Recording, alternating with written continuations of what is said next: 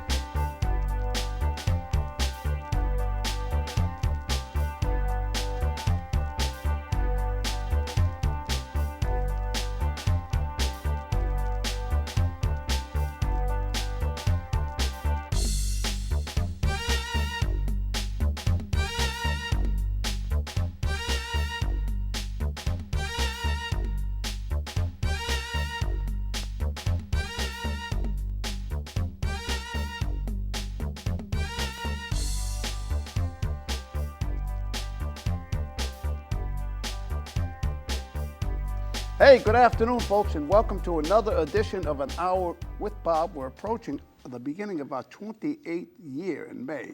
Can you imagine that? 28 years you've seen this face on television. You've seen me grow old, get old, frail, broken down, but here I am still. In 28 years, you know how many shows I've missed? Six shows. And on top of it, people don't realize this. All the time people think that I got money, that I make a lot of money doing the show. I don't get paid to do this show. I do the show because I enjoy doing the show, and I enjoy meeting people, and I enjoy having people say to me, hey, I watched your show, and it was informative, it was fun, it was funny, you're a character, you're this, you're that. And that's why I do the show. And today is no different, because I have a guy on today, a man, a class act, but also a funny guy, and a real good guy. I met him a few years ago when I worked with the Lieutenant Governor. His name is Kasim, and if you don't know his name and you don't know him, you're going to learn a lot about him today, and you're going to be happy that you did. He's the Director of Veterans Affairs for the state of Rhode Island, and here he is. Kasim, how you doing? Finally, you finally got me on. I did. How do you like that? There's no teleprompter either, as you know. That's okay. This is what it's Not about. bad without a teleprompter. Not too bad. I tried a teleprompter twice in 27 plus years, and I didn't like it. I like a real show, a natural. It's a natural flow. And the mistakes I goof up now and again, but that's we all do, right? This is called life. So you're doing okay, huh? I'm doing okay. You've been the Director of Veterans Affairs for how long? 4 years now. 4 years. Now, I know you come from the Navy, right? Correct. 25 years retired. You were 25. Now, see, I didn't know that. You were 25 years with the so Navy. it goes, my entire career spanned for 25 years. Wow. So my active duty time was about 20 and a half. But That's impressive. But to count my military time in terms of college time, it factors into the equation as well. So. Wow. Came in when I was 17. Retired 4 years ago. That's unbelievable. That's very impressive. I didn't realize that. And I also have the fact that my father was a Navy guy. Yes, go Navy. Yeah, and he was in World War II on the USS Guam. Wow. The Guam now is I think it's a minesweeper or something, but the Guam back then was a battleship. Okay. And it wasn't one of the ones nailed in Pearl Harbor. It was Right. It was at Guam, actually, or coming from Guam when that happened, December 7th. 1941, was it? Wow. Yeah. A date of living infamy. Yeah, exactly. So how did you end up into the administrative part of the government?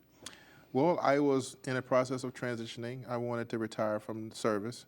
Where did you, when you ended up, where was your last station? Naval Station Newport at the Naval War College. Yeah, there you I was an instructor there. And it was coming to an end. I was going to go back out to sea again. And I was like, it's time for me now to transition family. And throughout my entire career, the Navy, this nation served me great. But now it's time, as I gotten older, I was like, hey, what's more important in life now? Your family. Because at some point in time, my family need to be front and center. But you can't do that when you're out serving God's country, our blessed nation of ours. On a ship somewhere. On a ship somewhere. But again, you serve your nation too. So I sat down, my wife and I, we sat down and made a conscious effort. It's time for me to retire. But me being a young guy, right, I still had a lot of in the Yeah, in the because you tank. started at, what, 17, right? Started at 17, correct. And I just turned 47. Wow. So I still got a lot of, I got left in the tank. Yeah, yeah. And so what better way to transition than to serve those that serve? And so the governor, through working with the General Assembly, gave me an opportunity, and I've been living the dream ever since. Well, that's impressive. That's Thank you. impressive. It Thank is. you. It Thank you. is. Now, do you have any children? Or? We have two. A How son old? and a daughter. It was How old? 26 and 23. Oh, Right. So so they were born when you were. we were just little. We were just figuring it out. Wow. So but that's okay, because I look on. Well, it's kind of good to have kids when you're young. It is. There's It is. Upside. I've done both. I had my son. My first son was born when I was 17 years old. Right. My second son was born when I was 40 and something. Something. So it's a little different. I talked to some of my friends that had them when they had children when they were older, and it's a little different in that regard too. Well, you can play baseball with them. You can throw a ball with them rather than Right, you got to roll it to them. Or something, whatever they're into. I'll play doll, whatever they want to play with. Who cares in that regard too Right. as well. But I thought that looking back on it, life is about reflecting, looking at it. But you got to be careful about when you think about looking in the rearview mirror, because you tend to look forward. and I've always been a looking forward type of person, being mindful of the past, but maintain the focus, the vision of looking forward and moving forward in that capacity too. And that's always serving. I'm always going to been and will be a glass half full type of guy. Well, you're a very positive person, from what I know of you. You're my type of person. I think, but being mindful too of there is also perils out there as well too, and then be mindful of those, and to mitigate those type of risk, and to be a influence of change and impact in a positive way. There are enough of naysayers out there that can easily handle the negative Oh God! piece. Just listen to the radio. Or pick a medium. And so, but my perspective is, because I'm in a position to where impacting change, but I'm also trying to set the example as well for a future generation. Right. And in order to do that, you got to put it in a positive light. I mean, granted, we're not saying put everything is peaches and cream. Right. But there are going to be times to be sad, but there's not, be down so low with times you can't put yourself and be reflective about how precious Or stay on life truly or stay is, on the or be negative. too high to where you lose sight of reality as well. Right. Because there are some significant issues that are out there across our nation, across the world. Right. But as leaders, we need to be saying, we're going to be part of the problem, or we're going to be part of the solution. Being part of the solution process is being positive, but also being mindful and learn from the lessons of the past and apply those as we move forward in life. And also try to instill that strong sense in a younger generational population that we have to set the example for, lay the foundation. Granted, they have to do the work, but I think it's up to us as taxpayers, as elder statesmen, men and women, in order to do the right things for our youth. Tremendous responsibility, absolutely. Sure. Yeah. But you can't bury your head in the sand, especially in terms of doing the work for the people, being a steward for the taxpayer, and being a leader of an organization. Take us back to when you started, when you first became the director of Veterans Affairs for the state of Rhode Island. Did you go with your wife and say, "What the hell am I doing here?" It was the exact opposite, actually. When I had interviewed with the governor, my final interview, I had 7 interviews. With the governor? Which governor? Our current governor, Raimondo. Okay. And it was 45 minutes. I can replay that tape back to you like it was yesterday. Really? Yeah. But it left a profound impact on me. Right. Well, how did you feel when you were going in? Did you feel positive that you? I was prepared. Preparation. And being a military, we practice preparation. Right. You play how you practice, right? Yep. And so I thought I was prepared, and I continue to stay prepared in terms of that the task at hand. And when I got done with the interview, I had a strong sense of that. I left it all on the field. Like you hit a home run. I did very well. Right. And like you aced it, as they say. well, I did. I would say I did very well, because I still have some apprehension about it, because I didn't want to be too arrogant. Right. And nor would I want to come off as arrogant, be arrogant. I'm not an arrogant person. I know that. But I got to be careful about that's not your confidence and arrogance. You kind of got to have a swag or something like that. You got to be real careful and mindful about those things, about your personality, because words do matter in that regard, and your perception. And I don't want to be perceived, because I am a big guy, 6'5", As you like 300 pounds. But that's I command a presence. And during the interview process, the governor, she asked me, she's like, Kasim, if there was something you could change about yourself, what would it be? Well, that's a good question. It was a phenomenal question. And I was like, Madam Governor, if I had... I'd like to be 6'8". If I had an opportunity, I would like to be just a little flounder, small little guy, and just be an observer. Really? But that's not reality. That's not my reality, because when I come into a room, I command that room. Right. I'm a people person. I love being around people, and it permeates and it spreads. But sometimes I would just like to be just little old Kasim In a corner. In a corner, or just being there, not having a voice, not having to say anything, right, and just be an observer, a passive bystander. But you couldn't. That's not in the cards for me. That's not in the cards for me. You Can't do that. Can't do that because I'm too passionate. I love what I do. I'm a people person. I love You couldn't sit in the corner and have everything going on and not interject. And interact, exactly. Interact. In a positive way. Right. You couldn't do that. In a positive way. So. Everybody has these things, something that they don't like about themselves, or something they not necessarily don't like about themselves, but something they would like to. Well, I wish I could do this instead of this. Well, I think to being a leader and a manager, you have to be able to be leadership starts at first looking yourself in the mirror. You got to be mindful of what your strengths and your weaknesses are. And I tell this to all the kids and the young adults when I go meet them at the various places and venues to speak about things, about the person yourself. And I think leadership is about knowing yourself first. Before you can lead others and manage programs, you've got to have a strong sense of yourself and what your strengths and weaknesses are. Right. And knowing what those weaknesses are, don't let them become hinder drag. You to bring you down. It's not to be focused on. You understand what those weaknesses are, and you do things to change those weaknesses into strengths. And then you go from there. And it's easy in that capacity, but what do I know? So where'd you grow up?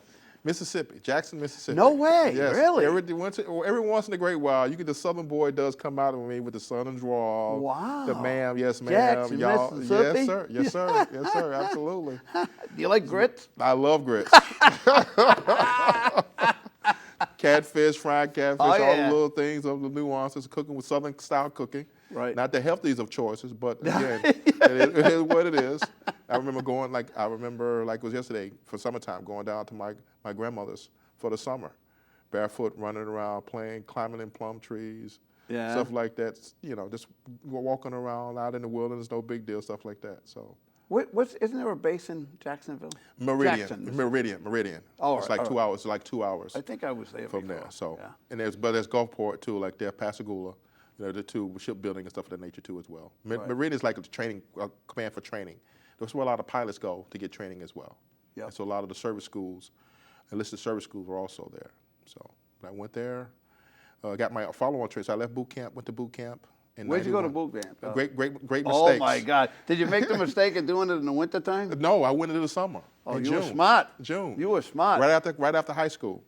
These people, they end up going there in January or something. Buried in snow. Holy cow. But no, I went right after high school, graduated, and I went there, and my first follow-on school was in Meridian, Mississippi, before I got to my first duty station. Right.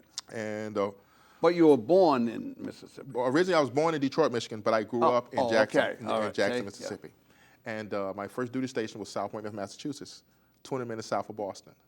Going from Southern Boy, Mississippi, to becoming an adult at 17 and going up to New England for the first time ever. Talk about seeing the world. And then some. So it was quite amazing. It's been still a great journey. And what a transformation. 180, going from heat to snow angels. Well, snow, not snow, because you were there in the summertime in Minnesota. Illinois. Great Lakes, Illinois. Oh, Great Lakes. Yeah. So to making my first snow angel as a 17-year-old in Massachusetts. Nothing better than that. So, did you like it? Did you like the cold? I loved it. So we were joking earlier about the weather, and I'm not a big heat guy.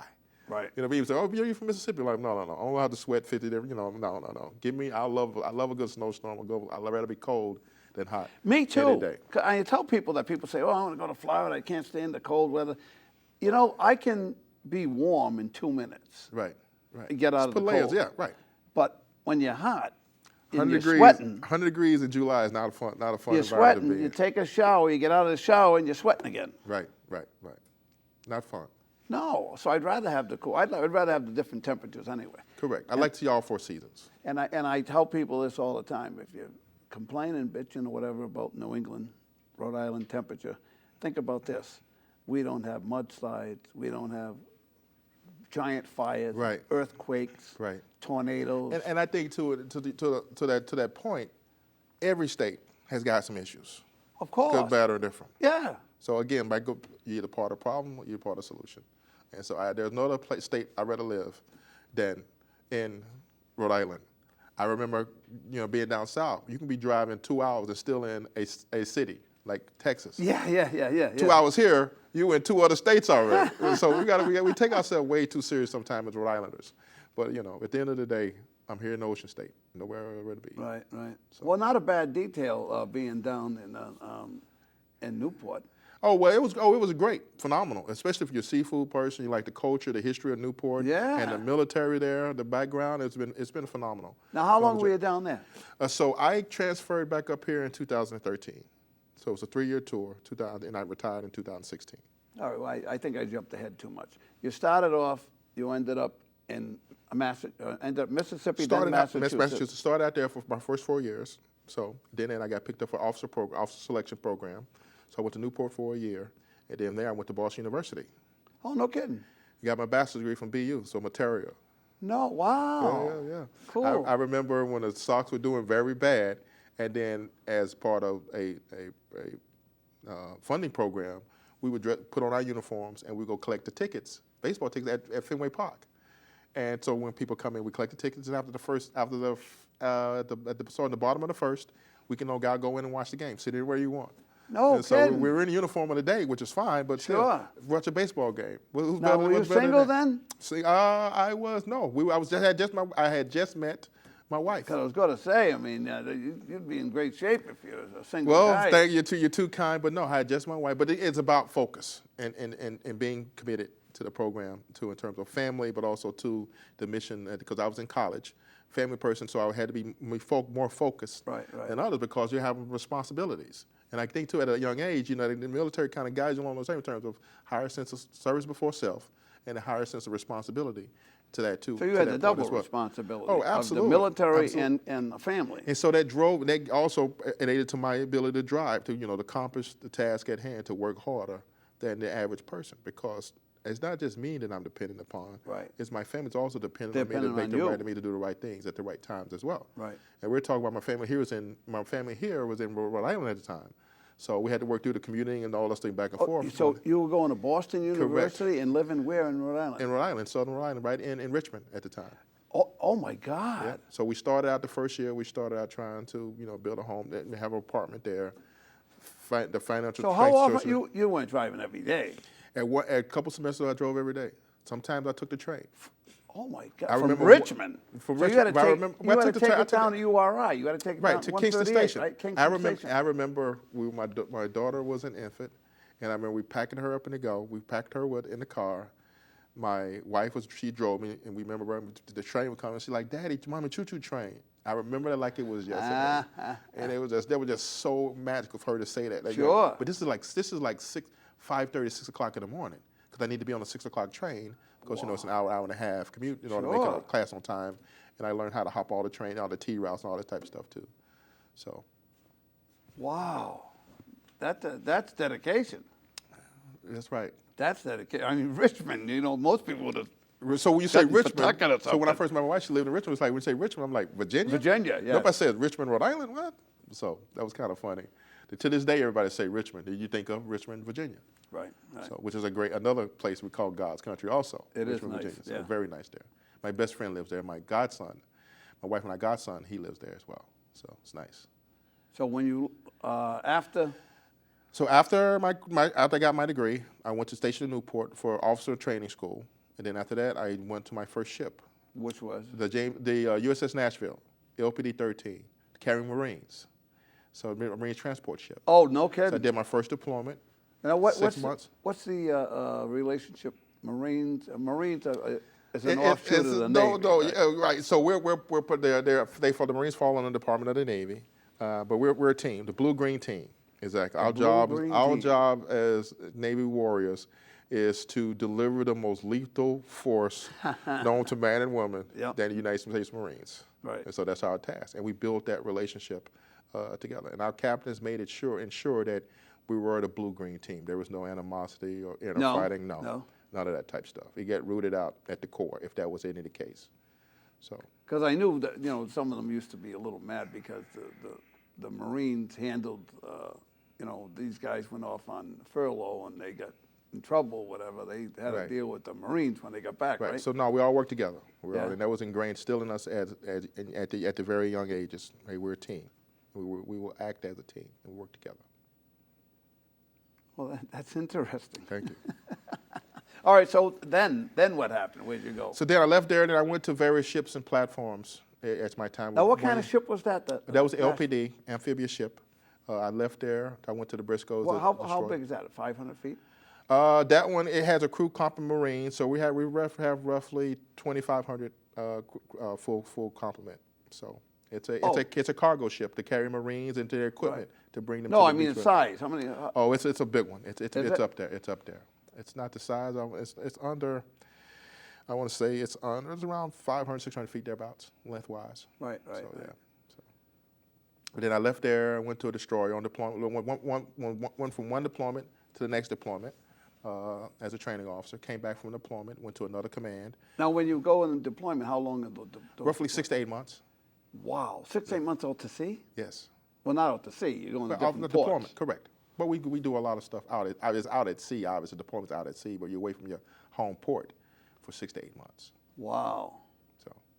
Well, like these I don't know what the name of the ship was. Just came back last week. They were out over a year, I think, almost a year, because of all the stuff going on. Right. Some ships are forward deployed. They do what we call the crew swap. So the ship deploys, and the crews change out. Or some ship go for deployment for a year overseas, and they come home and they bring a different ship to take its place. Similar class of ship, but to take its place.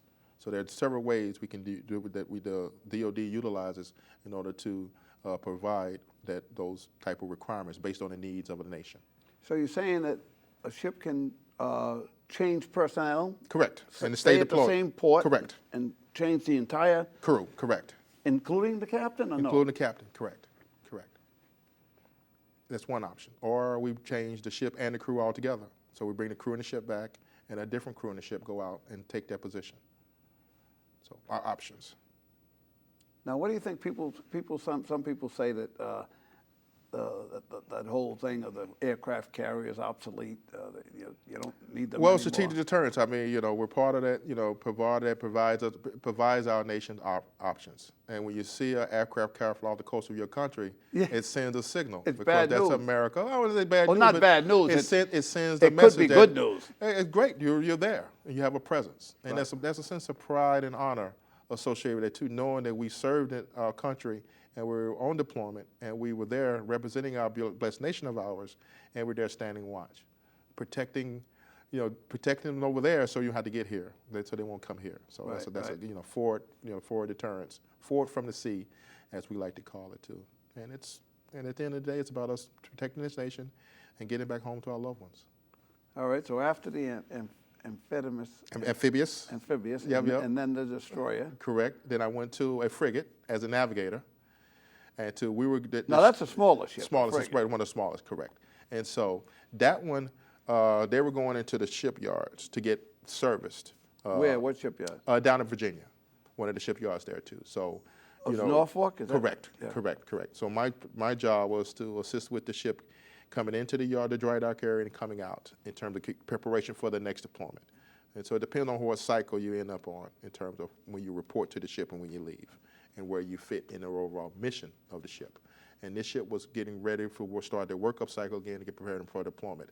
And my job was to get them through the yard period. And then after that, I went to shore duty to get some downtime a little bit. I was going to ask you that. How long was that before you got your first shore duty? That was like 4 years, at least four years. You went 4 years? 4 years without shore duty, correct. Without going home? Correct. But I was still stationed. I was stationed in Virginia, But in terms Oh, of your me family coming was back, with yeah, you, right, correct. Because I was going to say, it's a hell of a long time to be away from your family. Correct. So I got my first chance to go back to Newport doing instructor duty, taught firefighting, and my family Taught came what? firefighting. So on board a ship, everybody's a firefighter. That's the worst thing, right? That's the Fire and biggest worry flooding, fire on a and ship, flooding, right? fire and flooding. Those are the two. But on that point, everybody's a fireman when it comes to that. Yeah. And so everybody gets trained equally. So that way, if Yeah. something happens, we all can combat that fire, combat that flooding, combat any type of casualty, because we're self-sustaining in that capacity. So I was instructor up here, and at that point, I left instructor duty and went over to the Naval War College, got my master's degree, and this was back in this. Now this puts us in '07, and now it was an opportunity for me to go back to sea again. So like, wait a minute, my family be gone because I'm being hired, more responsibility, Right. higher ranking. So I'll be my time, family person would take a back seat. And so we made the conscious. My wife and I made the conscious effort to leave our family up here. I would pack my sea bag and I would go back down to Virginia while my family stays up Stayed here. because my wife's from Wesley originally. Right. So it made sense that, hey, the family support system can't get any better than that, than being here in Rhode Island. So we Westerly, but when she wanted to go to, she had to go to Newport. No, we still. So when we moved up here, we rented a home in North Kingstown. Okay. And so, which is perfect because the school system was phenomenal. Right. It was right close proximity to Newport. Right. And so those are the two primary reasons why we chose North Kingstown, because our children and because of work. And so based on back in '07 now, it's time for me to go pack up my sea bag and leave. And I could brought my family with me, like, you know what, long term, Rhode Island is where we're going to be. And so you made that decision. Made that decision early on, and that was one of the best decisions I ever made in my life, to keep my family here. We struggled with it a little bit because of the family separation piece, but at the end of the day, family here is in Rhode Island. And so I moved for 5 years, 5.5 years down to Virginia while my family was up here. And how often did you get back here? Any major holiday, I was here. Wow. No mission Oh, that had about to be it. tough. That had to is. be really tough. It is what it is there, Bob, but you know what? More important is my family. So, but those are the sacrifices, that are decisions that families have to make in order to protect the family for the long haul. Wow. I mean, So, for 5 years you did that? 5.5 years.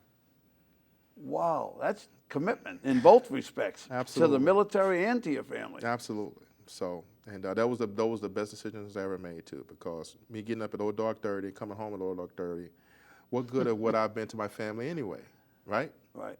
So, if I'm going to be doing this, I'm going to be all in, 100% committed, knowing that my family's going to be taken care of here in Rhode Island. So essentially, I use Rhode Island to protect my family, to be there for me, for my family while I was gone. My neighbors were great. I remember my neighbors coming over every time there were inclement weather. They would snowplow for us, help us out too. Yeah. My wife, she would shovel a little bit too, but they came out. They were helping, by and large, helped out so many. So I'm indebted to my neighbors. Yeah. Very indebted, because for 5.5 years, they stood to watch while I was standing watch somewhere else. Wow. That's unbelievable. Yeah. So I had an opportunity to move back in 2013. I jumped at the opportunity. And so now, we were separated for 5.5 years, that also left a profound effect on me. I can't keep doing this to my family. So I bit the bullet and retired. So did I have a lot more left in the tank? Absolutely. Right. But I think, too, in terms of where we're going, still the ability to serve. So this opportunity as the director came open, and I jumped on it, and here we are, living the dream. So you could have gone back, right? Oh, absolutely. You could still go back. I had that ship has sailed. Really? No, I was selected to go to executive officer ride and potentially promoted to that path. But again, my career path would have very rarely brought me back to New England in that capacity. So as well, you retired as a what? Lieutenant commander. Yeah. So, and having no regrets whatsoever, because I get to serve those that serve. Right. And that's humbling in that capacity. So here I am. Wow. Yeah. All right, let's get to some issues then. Okay. Shoot. What's going on at the Veterans Home? Veterans Home is the governor's been concerned about, regarding how the facility is being ran and things of that nature too, in terms of costs. And so she, to her credit, she brought in an interagency team to sit down and say, hey, let's take a look at things. And that report is coming to her desk here shortly. And so it's great because another set of eyes adds to transparency and give us an opportunity to, hey, let's take a critical look at what it costs to manage a new facility. only been open 2 years, and so now is the That's time beautiful facility. phenomenal facility. So now is the time for us to just, hey, here's what the costs are and what the procedures are in order to run a facility of this magnitude. All while, too, mindful that we still have 192 residents that we care for. We have the capacity of 208, 16 beds or domicile beds for those veterans that are transitioning back from active duty service or homeless that need a place to live. Right. And we have a facility set aside for them upstairs. We also have 192 beds, which we're at capacity. We have a year-long waiting list. We have I'll bet you do. We have 164 Rhode Islanders that are on the waiting list to get to the facility. Wow. So how many Rhode Islanders are in there? They're all right. You have to be a Rhode Islander in order to be a resident. You do? You have to be a Rhode. That's a requirement. You have to be a Rhode Islander. Oh, that's great. Right. That's great. So again, this is a great opportunity. This is a great opportunity for us to get an outside look, a critical look at things. Say, hey, here's what the recommendations are, and for us as leaders to sit down and say, okay, here's what the costs and the things associated with maintaining the facility, and we go from there. Now, was the decision to cut out the relatives from lunches and dinners or meals or whatever, was that a knee-jerk decision? So it was not a knee-jerk decision, but it's aligned. So as a steward for the taxpayer, I have to make sure that we're aligned with all the effective practices across the state, but more importantly, across what our federal partners are doing with all the other states as well. Right. And so this was not a knee-jerk reaction. This was not that we want to punish our residents, punish our families. We want our family members to dine there. We want them to come and visit their veterans and their family members, because guess what? As you hear veterans talk, they love sit down and telling war stories. They love sit down talking about what they did. Some of them do. Some of them do. Some of them do. Some of them don't. But by and large, if you sit down and take the time to talk to a veteran, they're not going to refuse. They're going to sit down and chit chat with you. It's a lot of this over doing a cup of coffee or a food choice. But we also have other food choices there as well. We have a bistro that's open. We also have a little snack bar area as well Bistro, too. what do they have there? Anything you name it, order, breakfast, lunch, or get some dinner item. How are the prices over there? Relatively comparable to cheap. Really? Relatively cheap. Oh, absolutely. A burger, soda, chips, $5-6. Really? And if you're a veteran, you get a discount. Oh, so no just show your kidding. ID card, you get a discount off. So yeah, plenty of options. Grab your snack there, grab your lunch, and go sit down and have lunch. Well, with that your kind of veterans. makes sense. I mean, really, because I'm sure that people are taking advantage of that. Well, good, bad, where they were, where they weren't. But bottom line is too, it aligns us with other facilities are doing, and it's important to know to say, hey, we want the message is this: we want our family members to sit down and friends to sit down with the veteran during lunchtime. Right. And we have other options available. You can sit down and do that. And so whatever how it got lost in translation, I apologize for it, but that was not our intent. And so we go from there. And how has it worked out? I know initially the meeting Well, was all over it. I've not heard any issues regarding Yeah. the family and residents in that capacity too. Well, that's good. That's absolutely good. Absolutely. So what else you got going on? Well, we have our cemetery. We're getting ready for Memorial Day coming up. It'll be here before we know it. Yeah. With partnership, Rhode Island Department of Transportation, we've repaved all of our roads there in Exeter. So if you're not taking a tour of our cemetery, I have. My brother's buried there. It is phenomenal. Yeah. It's to the equivalent to a It's a national beautiful cemetery, Beautiful Arlington, cemetery. phenomenal cemetery there. We're in the process of working with our Gold Star family members to erecting a Gold Star memorial there. We have the local Elks. They're in the process of erecting a memorial there too. So a lot of opportunities for organizations to erect a memorial at our cemetery to honor our veterans, honor family members, the sacrifices that our veterans have and endured over time, and to do the right things. And that's another area of our governance that we take pride in, to honor and serve America's heroes and their families. Right. We recently opened, 4 years ago, we opened up our first resource center for veterans. Could come in off the street, phone calls, walk-ins, what have you, to get access to the services they needed. And so before... Now, where is that? That's in Warwick. Centrally located in Warwick for Where various in reasons. Warwick? Off of Jefferson Boulevard, 560 Jefferson Boulevard. Right near the Honeydew, right down the block down from Honeydew Donuts. Like that. So, hey, Rhode I like Island. Honeydew This is Donuts, Rhode by the Island. way. We all, a lot of people do. Oh, We all yeah, do, too. yeah. So, right across from the diner right there, too. So, it's all, again, think about it. Rhode Islanders, you got to give them a landmark. All the time. All the time. Even if it ain't there anymore. Even if it ain't, well, that's even better. You remember where your place used to be? Yeah, near Rocky Point. Yes. Heffy's right off the exit, right before the bridge. Yes, I get all that. Yeah. Exactly. So all of those nuances associated with being on Rhode Island. But we chose that for a reason. Plenty of parking. We have handicap parking there. We have wheelchair Centrally accessible. located. Centrally located, absolutely. Because we want to remove as many barriers that we can for our veterans and their families to get access to the help and assistance that they need. And it's been great. So now, we remodeled our website. We've launched our collaborative network called Rhode Island Serves for our veterans and their family members. And now we live in a state to where they can connect more easier to veteran services. Yes, all our nonprofits, all our veteran service organizations have been doing phenomenal work, but now we're working in a connected way. We're all moving in the right direction because we all have limited resources in terms of actually define what those resources needed to serve our veteran and family members and put our best foot forward, and we work together in a collaborative way to provide a collective impact to serve our veterans and their families. Explain, I know what it is,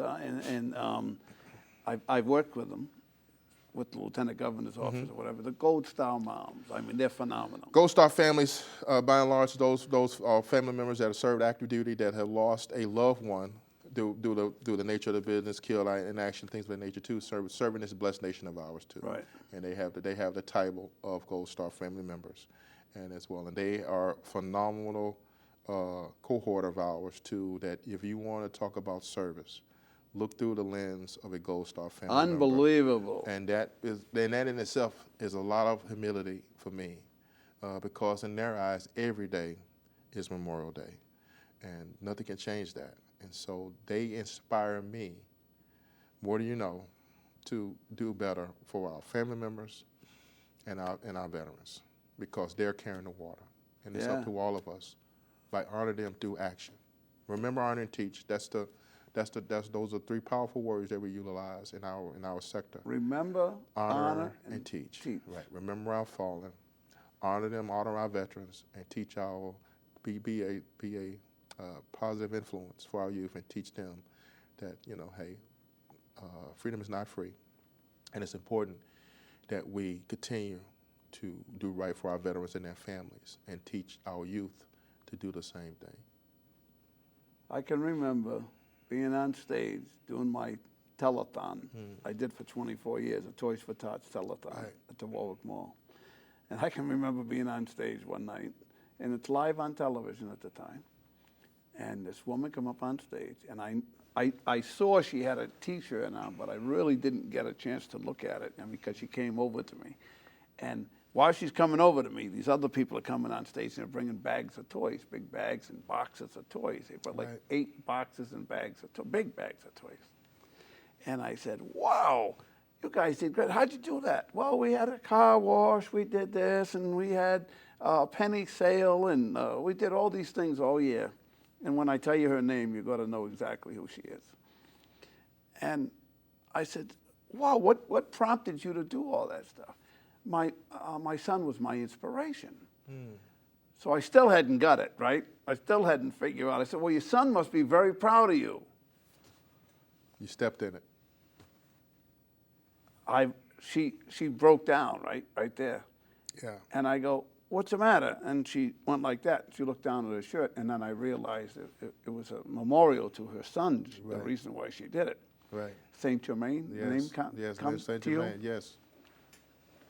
And oh my God, we both lost it on the stage, live on TV. Right. Live on television. That's true emotion. And in the beginning, it goes to show you too how important this mission is in terms of what we need to do to set the right example, and honoring our Gold Star families. It's a task that I don't take lightly, but I think it's important too that we continue to guide them, to be that rock for them, and to support their needs and their wishes. And this platform has provided me an opportunity to do that. And you do it well. It takes a village, my friend. I'm only one person in that capacity too, but together, the coalition that we have to support our families is important.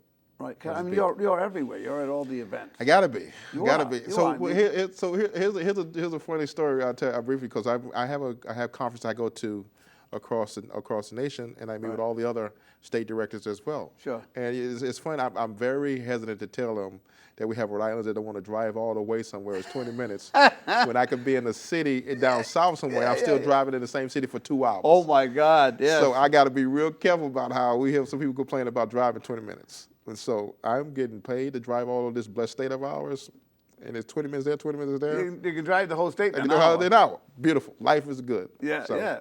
Westerly to Woonsocket. That's it, baby. That's it. That's it. East Bay to the West Bay. We're all good. So it's all good stuff. Matter of fact, yesterday I had a 9:30 in Coventry. We did the 4 chaplains that happened doing, and that was amazing. And then just to hear that story about the chaplains that gave up their lives. They were torpedoed, and they gave up their life preservers to give it to people so people can live. They all died. They died. Where was this? When was So this? this was back during the early war, at the time of the war, and they was a transport ship transporting During troops. which war? During Two? the war, yeah.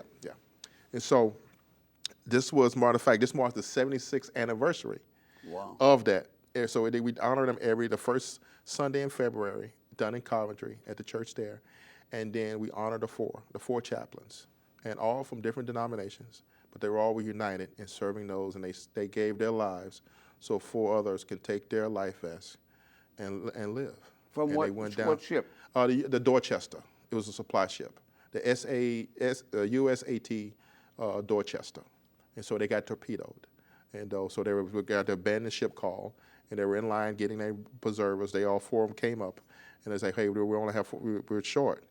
And so all 4 chaplains agreed to give their life preservers, their life vests, to another service member.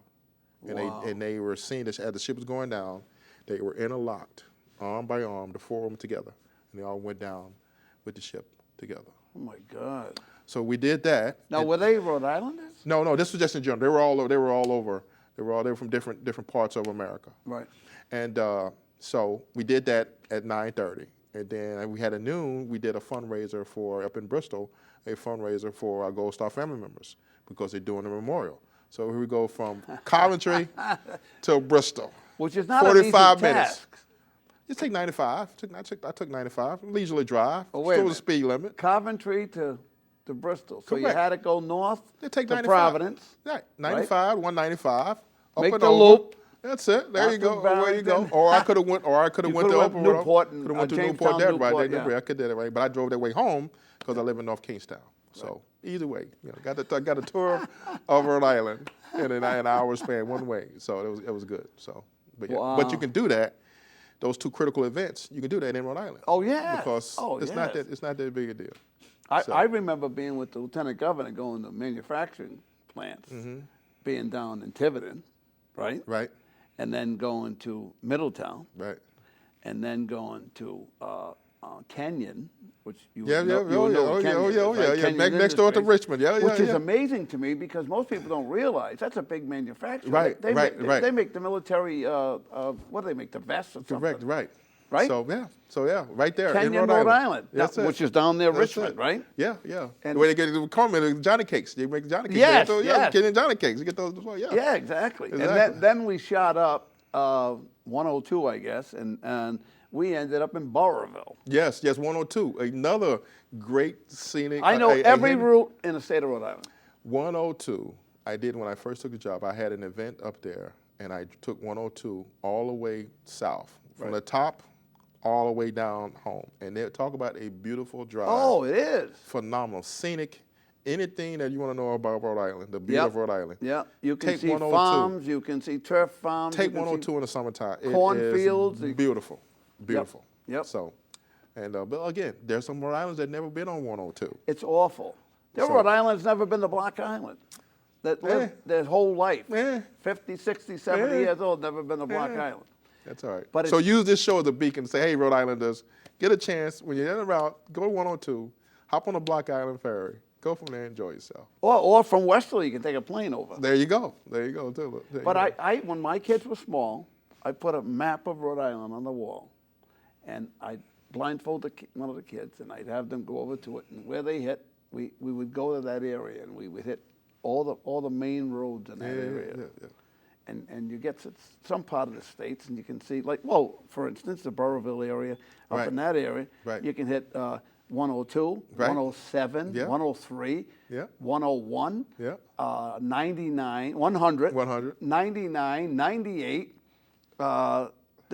44. I mean, Yeah. there's so many routes up there in that corner of the state, Connecticut, Massachusetts, and Rhode Island. Right. Or down to Tiverton, 177. I mean, you can hit so many routes in the state of Rhode Island. Do you know what 112 is? You must. 112. Yeah. you That's should my know. town of That's town. near you. Yeah, That's near Richmond. you. Yeah, I'm taking you right. It runs parallel. It interacts between 138 and Route 2. You can correct Route 1 Route south. 1, Route Yeah, 1. it intersects those two. 112. And before 95 Then was 91. built, Remember 91? Yep. It intersects that too. It runs parallel. Yep. To it takes you more inland, more southerly route inland type. But along the coast, it kind of hugs the coast a little bit too. how 91 about too. the route that was kind of almost overlooked now that after 95 was built, was Route 3. Okay, yeah. Route That'll 3 take you to would come Connecticut. from westerly Yeah, north. they'll take you to Connecticut. You can go through Connecticut. They'll take you to Yeah, Connecticut. yeah. Arcadia. Yeah, Arcadia. I used to go hunting there. That's a lot of fun. That's a beautiful park. Beautiful, Beautiful federal, what is it? Federal reservation. What do they reserve. call Yeah, it? reservoir area. Yeah, beautiful. So, but yeah, so The state has a lot to offer. There's a lot of things to see in the state that And people do. don't realize. Exactly. It's amazing to me. Exactly. That, again, when my kids were small, you take them to a hatchery, a fish hatchery. Right. Didn't even cost nothing. Right. You take them, they could pick up the fish, and they could see Right. little tiny fish like this. right. And Then you go to see some of them. the local markets, pick strawberries, hay Oh rides. yeah, you name yeah, it. yeah. I mean, for the little state, we do have a great variety. And we don't have any mountains except down there in what is it? Yahoo Valley. Yahoo Yahoo Valley. That little hill there. That's okay. It'll work. Go tubing. There you go. Well, they used to have one in Cumberland. But you got to practice. You got to practice. See, that again. Why go to the big grades? Start out small. Practice first. Yahoo is a perfect place Right. to practice, learn how to do You things. wanna Then you learn go to it? bigger trail. Yeah, exactly. Then you go out and stay in that Yes, regard too as well. too. Exactly. So You want to learn how to ski. You want to snowboard. take the time. Take the time. Yeah. And without killing yourself. Yeah. So see. I had a friend of mine just come back from Switzerland, and I said, "You ski the diamond?" He goes, "Black diamond." He goes, "Yeah." This guy's 73 years old. Wow. Black diamond. This is big time skiing. Right. Like the Right. Matterhorn. This is Right. like big time stuff, and he's still doing it. God bless him. Shocked the heck out of me Right. that somebody could do that. Right. What do you like best about Rhode Island? Is there anything? What don't I like about Rhode Island? That's probably a tough question to ask. Now, I'm a humble man. I love Rhode Island in a lot of different ways. Again, part of the problem, part of the solution. And I would like to be let known I'm working towards a solution, collectively working together for our veterans and our military families. And Rhode Island is by and large. I think at all, because there is no 6 degrees of separation in Rhode Island. More like maybe 2.5 on a given day, too. But no, I have no other place. And my wife and I talk about it too, because I'm retired from the military. And so about maybe downside and going to, but you know what? I have no other state right now that I say if I could live somewhere else, it would be there. And Rhode Island is here where if I want to go to the beach somewhere, I might go find a condo somewhere in Rhode Island, southern Rhode Island, to be near closer to the beach. But I live in North Kingstown now, 5 minutes from my town Right, beach. yeah. Life is good. Life is good. Life Yeah, is good. yeah. Jimmy Buffett said it best: changing latitudes, changing attitudes. And so it's different because I'm a beach person. I'm a Navy guy, so I love the water to begin with anyway. Sure. But there's something to be said about putting your toes in the sand and just listen to Sailing by Christopher Cross. Take me away and just go from there. Summertime, one of our beaches here. So I see a lot of reflection on music here. yes, I have a very diverse music background in terms of listening different genres and things of that nature too, and I love it. So And you like what music best? I love it all. I'm a Really? Sinatra guy. Yeah. I love Flank. I love the Rat Pack, but also like a little jazz always as well. But I like kicking my birds. I like kicking my spurs up too. I like a little country. Really? I like a little rock and roll, like the song was saying. A little bit of country, a little bit of rock and roll, and I love rap music. Rap music has its place too. Sure. And in terms of the messaging, I'm an '80s guy. I grew up, what I'm saying. So I grew up in '72, so I'm an '80s guy. So your favorite group is? I can't do one favorite group. I have a playlist. So I have Oh. playlists because to create all the different genres. I have a country music playlist. I have a jazz music playlist. I have a rap music playlist. I have a rock and roll music playlist. Wow. Depends on your mood. Depends on the mood. Mood Absolutely. for the day, right? Absolutely. Wow. When I cut the grass, depending on the move, we're cutting the grass. Got to do some hedging, there's some grass there. When I got to do the honey-do list stuff, like there's some music I like listening to. The honey-do list? Yeah. When I have to write papers. So when I have to write a paper or have to do something that requires me to type and this thing, I put on jazz. And I listen to jazz. And it gets me the creative juices flowing, and I can just type and write forever. If I just wanted to just kick back and just smoke a cigar, I listen to a little country music, in that nature, a little Sinatra. If I want to get the heart pumping a little bit too, I can listen to a little 80s, a little rap music, get me going, work out and things of that nature too. So I can't work out and listen to jazz, So, but granted, I do need to work out more, as my wife keeps telling me about. So I got to work out more. So that's always a. Well, how tall are you? What, 6'5"? 6'5". I'm not going to ask you your weight. 300. Plus three bills. So your refrigerator Perry. I can trim down. I need to make the conscious effort. I need to. You trim do remember down. refrigerator? Oh yeah, Perry. big time. Yeah, absolutely. So Chicago Bears, 86 Bears. So, but yeah, so, living the dream, my man. Well, sounds good. Sounds good. Now, what's your schedule for today after here? So I got a couple of things I got to go work on back at the office. I got some admin stuff I got to go work on too. So I got a couple of reports I got to knock out. So. Where's your office? Warwick, right in Warwick, Jefferson Boulevard, Honeydew Donuts. That's right. That's right. That's your office too, right? Yeah, no. But because it's right next door, so anytime we have guests, I'm customary, donuts. I customary. They do have good donuts. Oh yeah, they do. They do have. I like their donuts better than the other.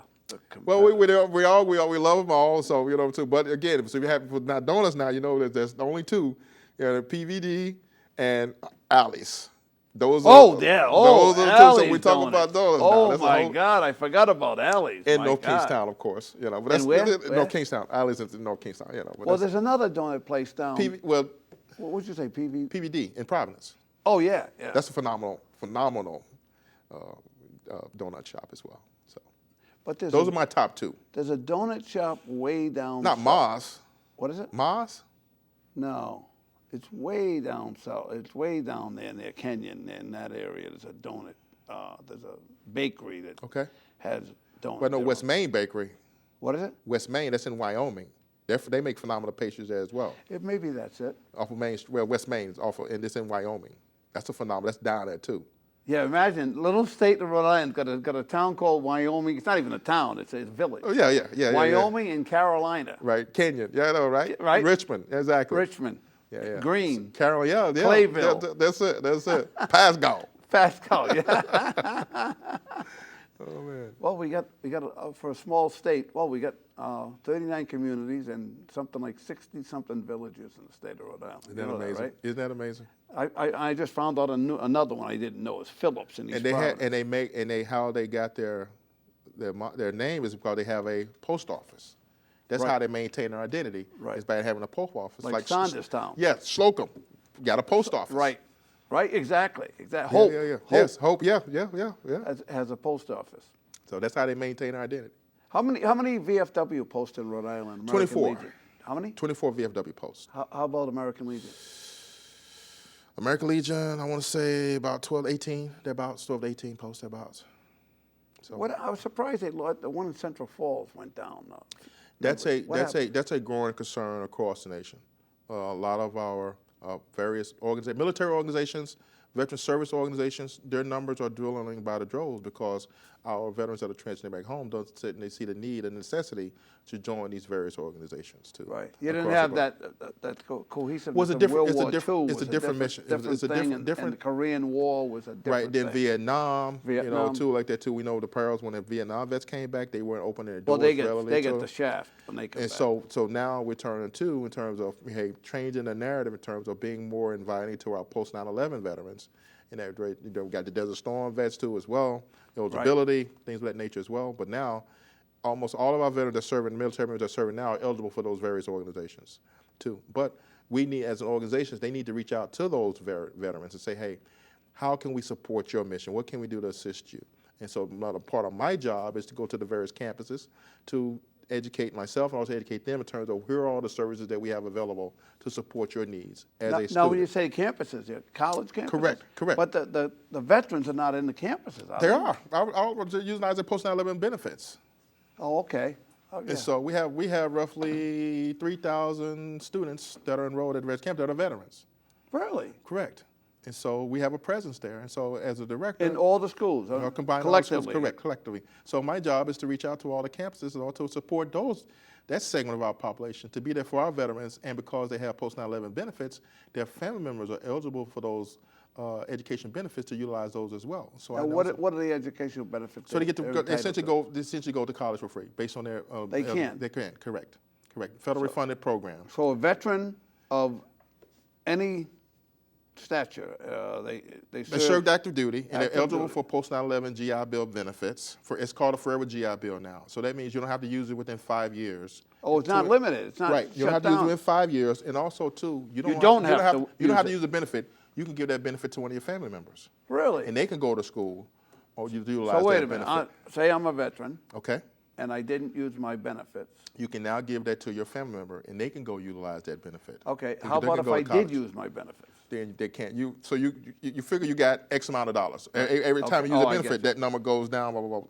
Keeps going down. So we'll have you give like a stipend, if you will. Periodically, as you keep drawing that down, it's less you have left over, and so to give that. So benefit everybody to- gets a certain amount. Correct. And depending on the school, it can go a longer way in terms Sure. of tuition, things of that nature as well. And is there an amount? Is there a specific amount, or is it changed by? It varies. It varies in terms of By rank? No. It's the same. We all pay into the program, so we all get that X dollar amount. I can't remember what the dollar amount is in front of me, but you have X amount of dollars, so you can utilize that towards going to a college of your choice. Depend on what their benefits are. Some schools match dollar for dollar, utilizing the Yellow Ribbon program. So if I'm at a campus, I have my entitlements, I have my benefits, because the school will match me potentially dollar for dollar due to the Yellow Ribbon. Some schools do, some do a better job at it, some not so much, but you have that as an option as well too. But still, there's other services that the veteran and their family member might need need access to, that our office helps them with that way in terms of legal services, health care access, make sure they apply for the VA benefits, employment search once they get their degrees, helping them out with that as well. And I bet you a lot of people don't know that. we do now. Now we're more than those that don't. So our job is to educate them. So remember, Like this program, hopefully. right? So if your listeners are watching, if you know of a veteran that utilize their benefits, say, hey, you're eligible. Depends, because they're it's called the Forever GI Bill, post 9/11 Forever GI Bill. Which means it's changed from the 5-year limit. So it started at the Montgomery GI Bill, then it morphed into the post 9/11 GI Bill. Now it's the Forever GI Bill. So you don't have to utilize your services within X amount of years. Right. And now you can give it to a family member. That's amazing. It's phenomenal. Yeah. And hopefully some people, as a result of seeing you on this program, maybe they'll utilize it. Correct. Or if pass it on. Or if they are utilized, hey, there are also other services that we can assist them with as well in terms of employment piece, legal services, and getting access. When you say legal services, what do you mean? Family services, they need help getting a licensure, things of that nature. If they get for example, get in a little fender bender or get a misdemeanor, traffic ticket, what have you, they require legal services.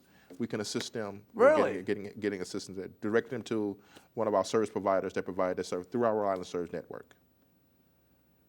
Oh, that's a nice benefit.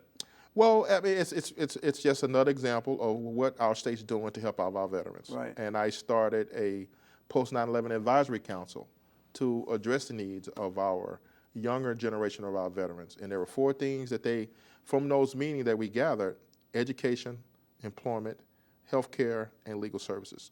Those are the 4 primary categories that our post 9/11 veterans need assistance in having access to get. And so our job as a state is to assist them with that process. Wow. And help out the administration and faculty and staff at the various campuses also. Well, you know something? You just spent an hour with Bob. Do you know that? Imagine that. Time flies when you're having fun, Bob. Uncle Bob. I finally got you here. Yes, sir. But it was great. It was Fastest worth hour in the show wait. business. Worth the wait. Absolutely. Look forward to the next one. It was nice having you here. Thank you, sir. And it was nice having you watching. And folks, check it out. If you're a veteran, how do they get a hold of you? 560 Jefferson Boulevard, essentially located in Warwick. We also have our state's website, vets.ri.gov, G-O-V, and our phone number, 401-921-2444. 2119. 921-2199. 2119. 2119. Too easy. Too easy. And folks, thank you for spending an hour with Bob. Until next time.